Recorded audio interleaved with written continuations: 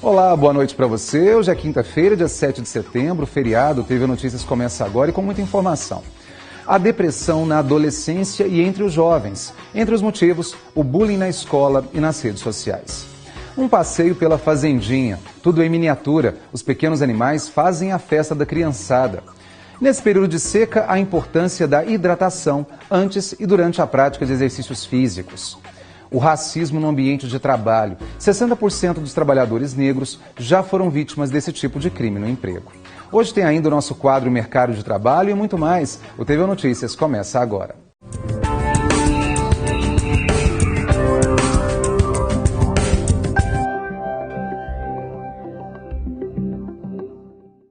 A gente começa o TV Notícias de hoje com uma dica principalmente para a criançada. Até domingo, quem visitar o Parque de Exposições do Camaru vai poder visitar a Fazendinha. Como o próprio nome diz, é uma pequena fazenda e com animais também bem menores do que os convencionais.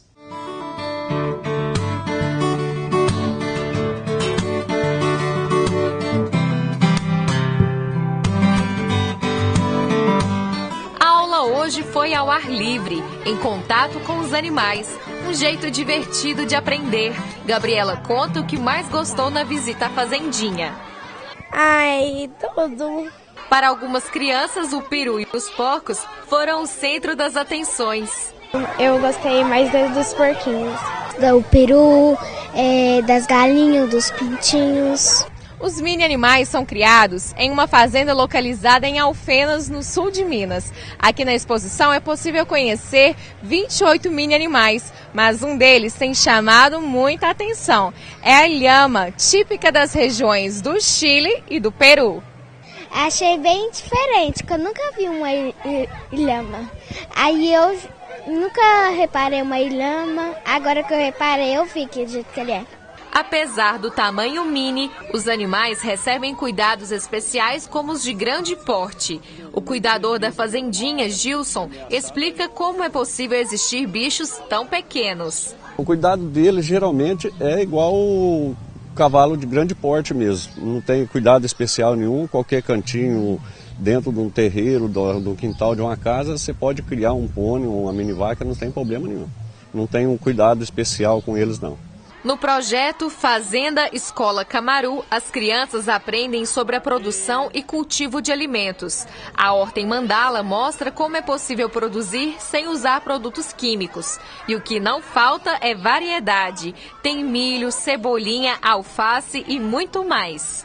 Essa horta é uma horta, né, que os canteiros dela é feito de acordo com os planetas solares, né? E é uma horta sustentável e orgânica. No centro dela tem um reservatório onde nós criamos peixe. Esse peixe faz cocô na água e o esterco deles é jogado através da irrigação nas plantas, aonde esse esterco vai servir de adubação para a própria planta, né? E é totalmente sustentável, não usa nenhum tipo de produtos químicos. Os estudantes aprendem brincando como cultivar hortas em casa e a forma certa de higienizar os alimentos. A reação delas é de muita surpresa, porque geralmente elas não sabem essa diferença entre verdura e legume e também não sabem a maneira correta de higienizar esses alimentos. Então elas ficam super ansiosas para contar para os pais e para as mães. É isso que a gente está conversando aqui hoje. Depois de fazer um passeio completo pela fazendinha, é hora de se divertir com uma peça de teatro apresentada por estudantes do Instituto Federal de Educação, Ciência e Tecnologia do Triângulo Mineiro. A plateia brinca, dança, canta e até participa do espetáculo. O presidente do Sindicato Rural de Uberlândia, Tiago, conta que a fazendinha é uma oportunidade para as crianças e famílias conhecerem de perto um pouco sobre o meio rural e, quem sabe, incentivar escolhas profissionais no futuro. Uma pequena amostra para ver essa dimensão também desse universo que a gente tem no campo. Então essa é a nossa maior alegria, é realmente esse projeto, é ver as crianças se encantarem realmente com esse projeto. E quem sabe aqui vai sair os futuros agrônomos, os futuros médicos veterinários, zootecnistas que realmente vão estar trabalhando no dia a dia no campo. Mais do que conhecer animais e curiosidades do campo, Marcela aprendeu a importância de cuidar da natureza. Ela é tão bonita Tem gente que mata ela, corta as árvores. Se não fosse as árvores, como é que a gente ia respirar?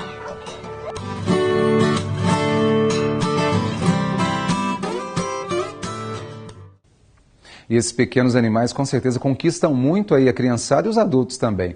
O Parque de Exposições vai até domingo, então. Alguns dias são abertos à comunidade e outros são pagos. O feriado começou com um clima bem agradável. Nada atrapalhou o desfile de 7 de setembro em Uberlândia e não tem previsão de chuva também para os próximos dias. Vamos saber como fica o tempo amanhã, sexta-feira, em algumas cidades da região.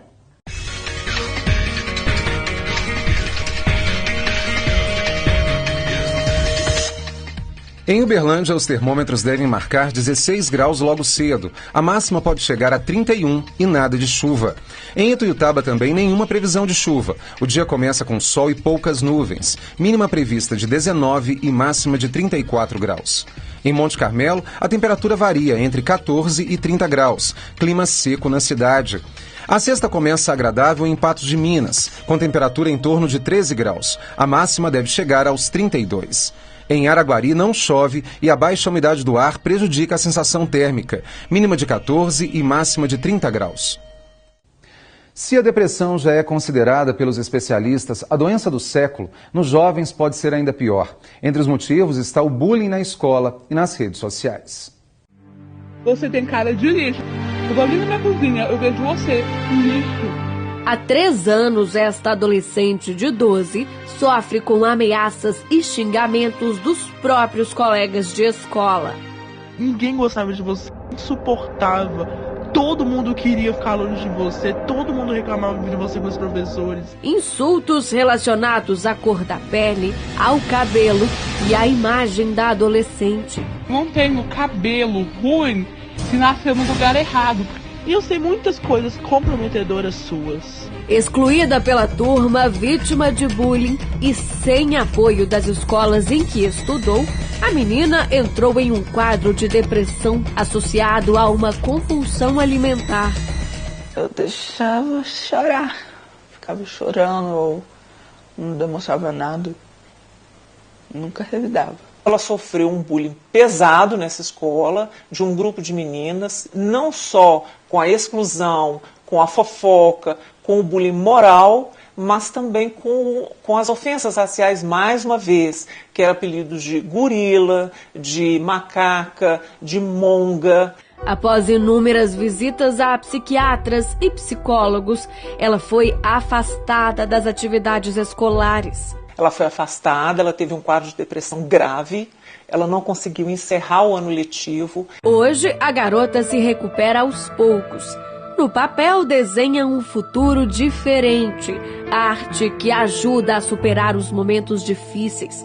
Mas o medo de voltar à sala de aula ainda é grande. Fatores ambientais e biológicos contribuem para um quadro depressivo na adolescência. O histórico familiar e o estresse do meio em que o jovem vive podem levar à depressão. O bullying e o cyberbullying, a pressão por melhores desempenhos escolares e a obrigação em seguir padrões de beleza são algumas situações que levam à doença. No mundo, a taxa de adolescentes portadores do chamado transtorno depressivo maior é de 3 a 8%. Entre as meninas, o transtorno é de 2 a 3 vezes maior que o número de meninos. Esta especialista faz um alerta. A doença pode levar ao suicídio. Na última década, os índices triplicaram. Alguns comportamentos podem indicar um quadro de depressão. O filho apresentar um estado de humor irritado ou depressivo por tempo prolongado. Afastamento da escola e queda importante do rendimento escolar. O afastamento prolongado da família, dos grupos de amigos e uma hostilidade aumentada para com eles. E também quando o jovem apresenta uma série de queixas físicas sem respaldo médico. O tratamento deve ser prolongado para evitar recaídas. Os quadros mais leves de depressão com menos sintomas, eles podem responder bem ao emprego da psicoterapia, o encaminhamento ao psicólogo isoladamente. Nos casos moderados, que têm mais prejuízos funcionais, sociais do que os casos leves, aí já é recomendado você associar a psicoterapia à medicação antidepressiva. E, havendo suspeita de risco de suicídio, a internação psiquiátrica é necessária e urgente para proteger o jovem contra os impulsos autodestrutivos dele. E depois do intervalo tem o nosso quadro Mercado de Trabalho e ainda, nesse período de seca, a importância da hidratação antes e durante a prática de exercícios físicos. O TV Notícias faz um rápido intervalo e volta já.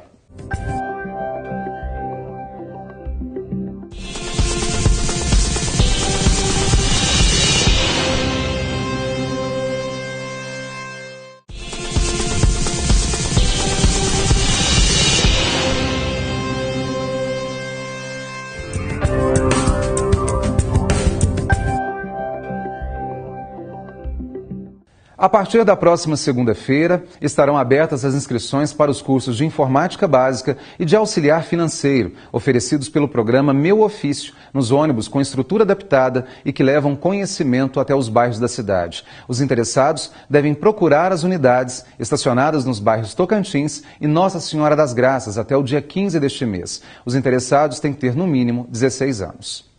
Hoje tem vagas de emprego para você que é de Uberlândia e região. Confira agora o nosso quadro Mercado de Trabalho. Vaga para assistente de compras. O salário de R$ 2.200 para trabalhar de segunda a sexta em horário comercial. É necessário ter ensino superior completo e experiência mínima de 3 anos na função. Enviar o currículo para ludmilaribeiro@fundaçãocdl.org.br. Vaga para Caixa, auxiliar administrativo. O salário é de R$ 1.670, mais convênio médico e mais vale transporte. É necessário ter ensino médio completo, experiência com fechamento de caixa. Enviar currículo para ludmilaribeiro@fundaçãocdl.org.br. Vaga para gerente de loja. O salário é de R$ 1.478, mais comissões, mais vale transporte ou estacionamento do shopping. É necessário ter ensino superior completo e experiência com gestão de loja. O contato ludmilaribeiro@fundaçãocdl.org.br. Vamos às vagas de estágio. Vaga para design gráfico, publicidade e propaganda. O horário é a combinar. Tem bolsa auxílio, mais vale transporte. É necessário cursar superior em design gráfico, publicidade e propaganda ou áreas afins. Enviar currículo para cdlestágio01@fundaçãocdl.org.br. Vaga de estágio em setor comercial, telemarketing. A bolsa auxílio é de R$ 800, mais vale transporte. É necessário cursar superior em administração, de preferência nos primeiros períodos, e desejável experiência com telemarketing. Enviar o currículo para talentos@fundaçãocdl.org.br. Vaga de estágio em contábeis, área de crédito e cobrança. O horário é de segunda a sexta, de meio-dia às 6 da tarde. A bolsa auxílio é de R$ 937, mais vale transporte. É necessário cursar superior em contábeis ou áreas afins. Enviar o currículo para cdlestágio01@fundaçãocdl.org.br. A gente tem falado muito do período de estiagem aqui na nossa região, o clima está muito seco e até para praticar atividade física não está nada fácil. O que é recomendado pelos especialistas em relação à hidratação, melhor horário para se exercitar, onde praticar o exercício, é o que nós vamos falar a partir de agora com o professor do curso de Educação Física da UFO, Guilherme de Agostini. Guilherme, muito obrigado mais uma vez pela presença aqui hoje. Quando a gente fala de atividade física, principalmente para quem pratica com uma certa rotina, tem aquilo como algo diário. Mas chega num momento desse, que há mais de 100 dias sem chuva na nossa região, como que a gente tem que lidar com a prática do exercício físico e esse ambiente muito seco? Na verdade, a gente tem uma época do ano, né, em Uberlândia aqui, que realmente é assim. Então nós temos que ter duas preocupações. Primeiro, é que apesar da época está mais quente também. E segundo, o lado da baixa umidade relativa aí, que é uma segunda dificuldade para fazer o exercício. Então a gente teria que pensar em duas coisas. Não basta só fazer atividade física, ou de manhã, ou de tardezinha, ou até à noite, porque a temperatura vai estar mais amena. Então isso favoreceria um pouco. Mas a umidade segue a mesma. Então nós teríamos que ter algumas precauções aí, como iniciar o exercício mais hidratado, por exemplo, seria uma ótima. Segundo, talvez fazer exercício intercalado, dando mais pausa para hidratar durante o exercício também seria importante. Alguns lugares, como o próprio Parque do Sabiá, oferece bebedouros durante o trajeto. Isso diminuiria muito o estresse da baixa umidade no corpo. Guilherme, em relação ao nosso cotidiano, a gente sabe que em alguns momentos é até comum a gente ter esse clima seco e a gente meio que se prepara para isso, essa é a estação do ano e tudo mais. Então, no dia a dia, a gente tem que utilizar de uma dieta com mais líquido, mais frutas e alimentos assim, para que a gente tenha um condicionamento melhor, independentemente de seca, por exemplo? Sim, porque é uma época que favorece um pouco a desidratação e nós não conseguimos ver essa desidratação. Um exemplo. Se a gente estivesse num clima de praia com esse calor, a gente estaria o tempo inteiro transpirando. Você pode ver que aqui parece que a gente transpira pouco. A gente não molha a roupa, você não vê o suor. Por quê? Porque praticamente quase todo o nosso suor, quando começa a ser produzido, ele já é passado, né, para o ar. Por quê? Porque como o ar está seco, cabe água no ar. Agora, se a gente estivesse na praia, o ar a umidade é alta, então já não cabe água nesse ar. Aí a gente acaba formando aquelas gotas de suor. Então a gente acaba tendo uma desidratação invisível. Então por isso que favoreceria muito aumentar a ingesta de líquidos e de alimentos, logicamente, que contêm líquidos. Só para a gente fechar, Guilherme, o que seria de recomendação mesmo para toda a família? Porque a gente sabe que tem as pessoas mais jovens, se preocupam um pouco mais com o corpo, com o físico, mas a atividade física é para todo mundo. Todos devem observar essas questões todas ligadas ao nosso cotidiano? Sim, com certeza. E se pudesse ter uma dica para essas pessoas, é nessa época onde a umidade realmente está muito baixa, é diminuir um pouco a intensidade dos treinos. Você pode ir lá para o Parque do Sabiá, por exemplo, e fazer a sua volta, mas faz mais lento. Por quê? Porque quanto mais rápido a gente faz, mais a gente aciona a respiração. E aí mais o fluxo aéreo seco vai vir entrar para o corpo e agrediria mais. Então é uma época boa para treinar mais tranquilo, menos intenso. Olha só, importante sim, com certeza. Guilherme, muito obrigado pelas dicas, eu acho que valeu muito e que a gente volte a falar mais sobre o assunto. Obrigado mais uma vez. Eu que agradeço. Obrigado. E depois do intervalo, o racismo no ambiente de trabalho. 60% dos trabalhadores negros já foram vítimas desse tipo de crime no emprego. Tem também oficina de fotografia de graça. Sabe como você pode participar daqui um pouquinho. Eu volto já.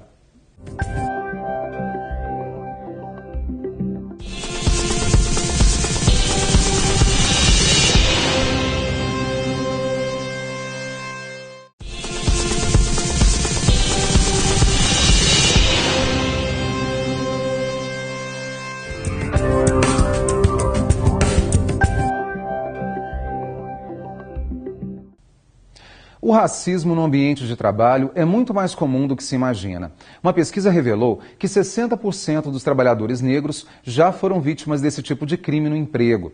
São números tristes que revelam que até mesmo no momento da contratação e da demissão, a cor da pele pode ser determinante. Eu estava no meu espaço e tinha uma conhecida do meu lado, branca. Aí entrou uma moça e perguntou para ela... você que é a dona daqui? E ela falou, não, é ela, apontou pra mim. Aí ela fez assustou, nossa, você que é a dona daqui? Como assim? Se fosse a branca poderia ser a dona do espaço e eu não. Eu já tive muito isso, de ter a estética rejeitada, de no mercado de trabalho, de ouvir de algumas pessoas, mas esse cabelo não combina com o ambiente corporativo. Né? Como se eu fosse algum tipo de objeto que deveria combinar com alguma coisa. Histórias como as da Ellen e da Isabela não são raras. De acordo com uma pesquisa do Instituto Etnos, 6 em cada 10 trabalhadores negros alegam ter sofrido racismo no ambiente de trabalho. E pior, 67% dos entrevistados disseram ter sido preteridos em entrevistas de emprego por causa da cor da pele. É o caso da Renata, que mesmo com um bom currículo, foi eliminada em entrevistas de trabalho. A última entrevista que eu fiz foi para uma empresa no Belvedere. Essa empresa, ela me chamou, a pessoa conversou comigo por telefone, foi super educada, atenciosa, falando que meu currículo tinha sido melhor. Na época, eu lembro que eu estava muito cheia de entrevista, não tinha condições nem de ir nela na época, no momento que ela precisava.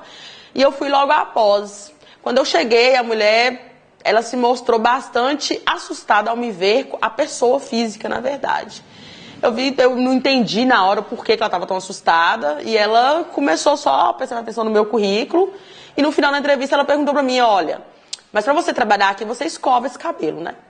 As pessoas negras e pardas são as que mais sofrem em momentos de crise, de acordo com a IBGE. Enquanto 9,5% dos brancos estavam desempregados no ano passado, 14,4% dos negros e 14,1% dos pardos não tinham ocupação. Para esta ativista, a explicação é histórica. Em épocas de crise, nós somos os primeiros a sofrer as repercussões da crise, quais sejam o desemprego, né?